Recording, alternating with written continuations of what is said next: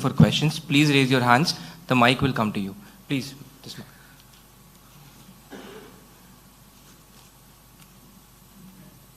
थोड़ा fast move करिए. Yeah. Good evening, sir. This is Gopi from Times of India. My question is, the two parties in Andhra Pradesh have complained against each other on addition of fake votes and deletion of genuine votes. How do you look at it? My second question is that the people who have voted in Telangana in the recent general elections they are coming here and registering their names in the voter list. How do you prevent it, or what do you do with that? Thank you. More questions? Yeah, please, to the lady.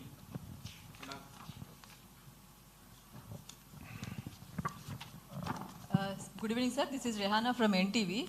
So when can we expect schedule for general election in Andhra Pradesh or general election? So another my question is, what are the actions EC is going to take on the complaints have given by political parties, what you mentioned, sir? Thank you.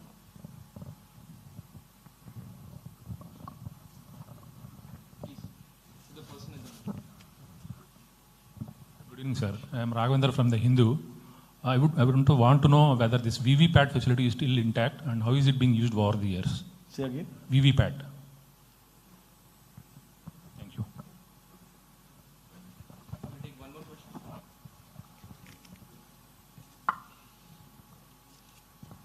Sir, I'm Sharon from PTI.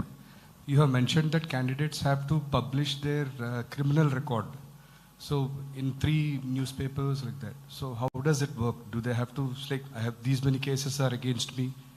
Do they have to go like that, publish an advertisement about their criminal antecedents? Sir, this is Dhananjay from ETV, sir. Your motto is no voter to be left behind. So what about the implementation part?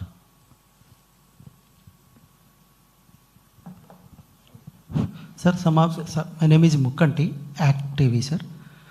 Sir, some of the political party requested, please make a schedule, single schedule, Telangana and Andhra, it in single schedule.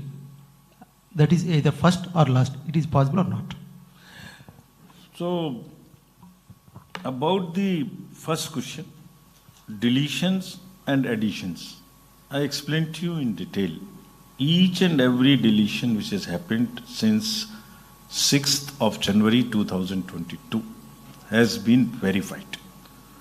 And whichever party made that complaint, a reply has also been sent to them. So the position is additions, deletions. Both have been checked and verified and parties informed. We further request, even if something is left, the responsibility of the officers is to have a pure and a healthy electoral roll. So what you are talking about is the purity part of it. So even if there is something left, we are open. Let us get it. We have in writing replied to those parties with each case. There were 5-6 complaints in 5-7 constituencies, each and every one. We have details, we can give it to you. The second part, last question first. No voter to be left behind. This is the purity part of this is the healthy part of the electoral roll. So how do we ensure that no voter is left behind? There are a number of ratios which we follow. So there is a population which we know. Of that population, how much is above 18 years of age? That also is an estimation we know. The last census is of course 2011. We don't have 2021 census. But each constituency wise, we find out an electoral and population ratio. So that EP ratio tells us that we are there on the dot or not. We then calculate how many are there between 18 to 19. How many are there between 18 to 29? How many are there between this age profile, this age group? How many women? How many this? How many PWDs? So we take the data from the Social Justice Department also as to how many people are getting scholarships. So that if there is a gap. So electoral roll is pure. We make it closest possible to the EP ratio. That is how we ensure that no voter is left behind. But what is the problem? This is only the electoral roll part. but how do we bring them to the polling station? So that's an appeal through you. So there are two kinds of things. One is, which we will appeal again and again, though the voting percentage in Andhra is quite good, and women are more, so they definitely vote. But through you, youth, young voters come and vote. All district magistrates, collectors are doing that special drive to go to colleges, to go to the to appoint them as brand ambassadors, the youth fellows. But through you, we say that you please do come definitely. I say in a language that if you keep whole day doing the social media pressing button, please come once and press the button of the ballot unit also.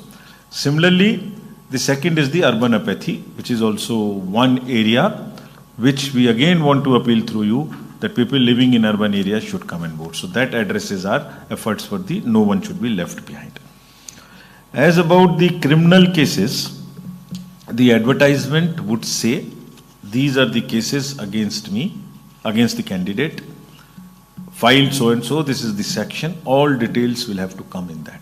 It has to publish so that the people know, voter knows before deciding that what are the kind of charges. So this, and we report this after the elections, we compile and report also to the Supreme Court as to how many have filed, how many have not filed, this is what are the cases, this is what it is.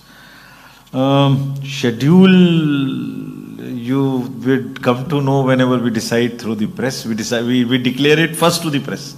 Nobody knows when it is happening, and whenever first it is decided, it immediately in half an hour's time we go to the press so that it doesn't get leaked. So you would know this. Single schedule for Telangana and Andhra you mentioned. What you have in mind is that people do not cross from here to here and vote both the places. This is what is the purport of the question which was again asked as to how Telangana and AP. So the rule position is, you have to be an ordinarily resident of a particular place in order to be a voter. It is not necessary that you have properties or you have other things out here. Anybody can be a voter only in one place. You cannot be a voter at two places. This is a crime. We have instructed everybody that such instances, if anybody is living here ordinarily, he can definitely be a voter here. If anybody only have properties and some ancestral things here but not living here, cannot be a voter here. So everybody has been interested that if there is any case of a false statement which one gives at the time of becoming a voter, saying I'm an ordinary resident, and if one tries to be at two places, there is a criminal action which follows.